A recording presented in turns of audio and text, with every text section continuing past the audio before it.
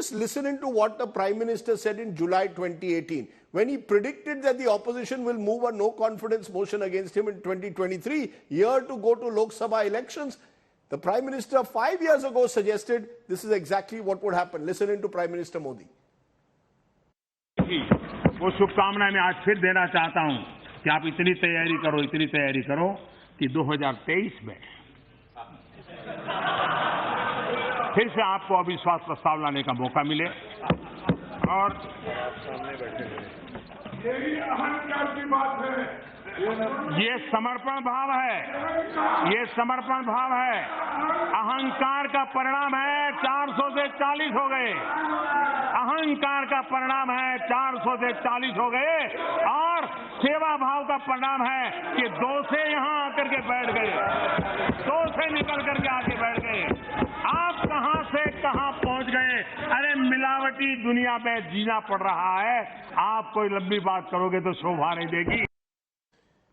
Let me bring in at the moment Jasmine Shah of the AAP. You heard Prime Minister Modi. He seemed to suggest that this is simply a milavati opposition. An opposition with a single point agenda of somehow or the other nailing Prime Minister Modi. His argument could well be, what am I to do? Why should I be blamed for a law and order crisis in Manipur? It's a situation where the Chief Minister, who's the Home Minister, has to handle and the Union Home Ministry has to handle. But the opposition is obsessed with Mr. Modi.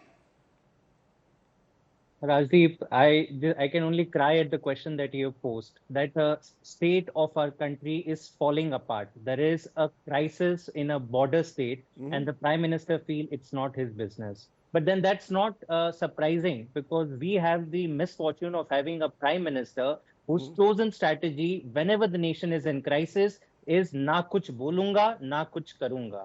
And we have seen this for the multiple years, Rajdeep. Here was an excellent opportunity to use the forum of the parliament for the Prime Minister to reach across the aisle, make an impassioned plea to the appeal to the people of Manipur, get all the opposition together in resolving the conflict. But are you ready for that? No, do you want conflict resolution or do you want to only target Prime Minister Modi? That's what the BJP says, that the opposition is not interested in resolving the conflict of Manipur. It's about targeting the Prime Minister. No, but this is exactly the whataboutery that the nation is paying the price for. He is the Prime Minister of India. His words matter a lot more to the people of India than, XYZ minister. And tell me, Rajdeep, so many crises have we seen. During COVID, the Prime Minister had time to campaign in West Bengal.